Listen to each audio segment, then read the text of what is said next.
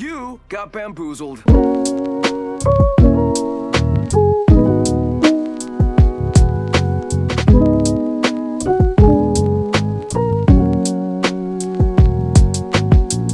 What is up, guys? My name is Wadi and welcome to my channel. Today we are going over Season 5's Battle Pass and patch notes. And to be honest, there's a lot going on in these patch notes that you guys need to know, and so I'm glad you came here to check it out.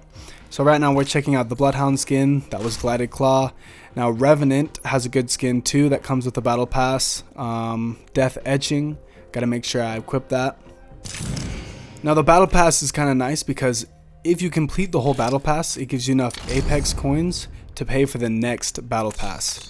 And also you got to remember that it's strictly cosmetic items, so if you don't buy it, you're not really missing out on much. It's not going to give you anything like as an advantage. But this is a nice skin, nice Wild West kind of look they're going for with the retrofitted Hemlock. And I like this Ray skin as well. I'm going to be rocking that. Alright, so we're hopping in the firing range here. They switched it around a bit. I remember shotguns used to be on the other side, but hey, it's whatever. I mean, I guess they just decided to change it. Dude, it's going to be crazy seeing the Peacekeeper in the care packages from now on. And as you can see, it has the choke on it already. Wow, it seems pretty sick. Just some stats. So, like, obviously they had to change the Peacekeeper to make it stronger and reduce the power of the Mastiff, but I think the Mastiff's still super powerful. Comment down below if you think the Mastiff is OP. I personally have been getting shredded by the Mastiff. I gotta keep my distance when I see someone using it. They have reduced the damage per pellet from 18 to 13, reduced the headshot multiplier from 2.0 to 1.25.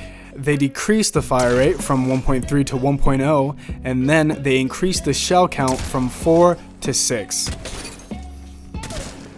For the Peacekeeper, they made the reload time faster, the rechamber, like the cockback time, faster. They tightened the bullet spread and increased the projectile size to make it better at close range. One thing that wasn't noted in the patch notes was the buff to the Sentinel. Now you remember, you used to be able to charge it with one shield battery, but now they have buffed it and reduced it to 2 shield cells. Now there's still a timer on how fast you can use those those disruptor shots, but it's definitely better than it used to be, so you should definitely give that a chance. Now we have the changes to the RE45 and the alternator, and the RE45 I think is kind of a beast now. It got changed from 11 damage per bullet to 12. I think it's competing with the R99. It also has reduced reload times.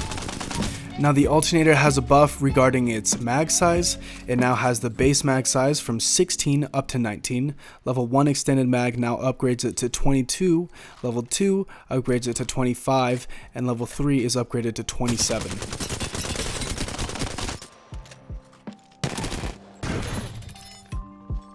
Now we have the changes to the wingman and the longbow. So the longbow and the wingman both had their headshot scale reduced, just by a little. I think that's to counterpart the skull piercer attachment being added. Now when adding the skull piercer attachment to the longbow, it increases the headshot multiplier from 2.1 to 2.5, and for the wingman 2.0 to 2.25, and that usually for the longbow is 110 for a headshot and 138 with the skull piercer. I think it varies in game. With the wingman, it usually is 90, and then it increases it to 101 with the skull piercer attachment. In Season 5, they added 5 fully kitted gold weapons: the longbow DMR, Hemlock, Spitfire, Eva 8, RE45. So those are the new all gold weapons that we have in the game that you can show up. Personally, I've only gotten my hands on the gold Spitfire and it was so fun using it. By the way, the skull piercer attachment makes the wingman sound so dirty, if you guys can hear that.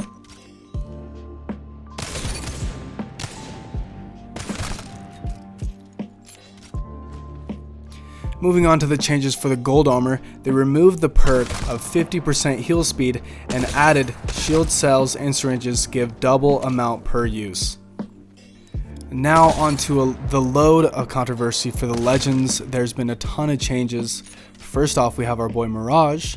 He now has tactical psych out that basically you can move and control his decoy. I think that's super nice. I think he's been needing that for a while. He's been needing a buff, and now his ultimate, he no longer is invisible, but he kind of like, they do the same thing. I'll show you at the end what happens, but I think that's another good addition. Another thing that he has is he goes invisible while reviving and respawning teammates, and I had some clips that unfortunately I didn't get where I was reviving my teammates in the middle of a fight and knew where I was. For a Bloodhound, they decreased the cooldown from 35 seconds to 25 and increased sonar detection from 3 seconds to 4 seconds, and that's on the Eye of the Allfather. For Lifeline, they increased lifeline bin ratio to 20%, removed knockdown shields from secret compartment loot pool. I don't have much to say on her. I don't really use her that often, but I mean, that's cool. A big change is for Caustic. Now, Caustic's traps no longer slow teammates down.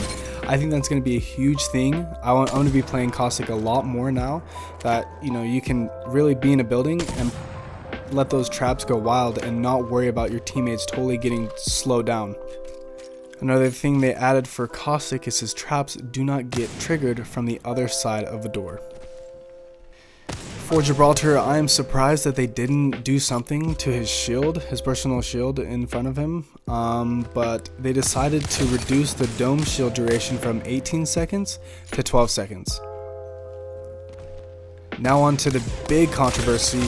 They changed Pathfinder's grapple from 15 seconds to 35 seconds. And me, I'm kind of a Pathfinder main, so I was like, I just don't know who really to play anymore. The designer note says, given the power of quick repositioning in Apex, being able to use Pathfinder's grappling hook multiple times in a fight is both too powerful and muddies combat legibility. And that can be questionable. I think the community is in outrage about this, and hopefully they'll change it back.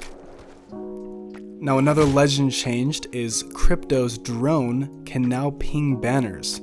So that is a super big change. I think that's going to be really cool as well. Another change is to Octane, and they reduced the launch pad cooldown from 90 seconds to 60 seconds. And I also meant to say that they changed the Mirage cooldown from 90 seconds to 60 seconds as well. So almost every single fight you're going to go into, you can use his ultimate, which is going to be way nice. And here's a clip of me using the new Mirage, new buffed Mirage. I think this is way cool. You can control him. There's some funky stuff you can be able to do. And also the Havoc. I was playing it when I got my first win with Loba, and I didn't seem like it was that hard to, like the recoil wasn't that hard to control, but I don't know, I get some use, like getting used to, but I think people are still going to be able to dominate with it. I don't know if it's going to be the weapon that I want to choose every time I go into a fight, but I don't know, we'll see. There's a ton of different guns and different things you can use this season. So anyway, thank you for coming around and watching this video. I hope you guys got some good information for Season 5. If you liked it, please subscribe. Please leave a like and comment down below what you think about these changes for Season 5. Also, you know, if you want to buy that Battle Pass, that's all you. Anyway, this has been a good time. This is Wadi checking out. Catch you guys next time.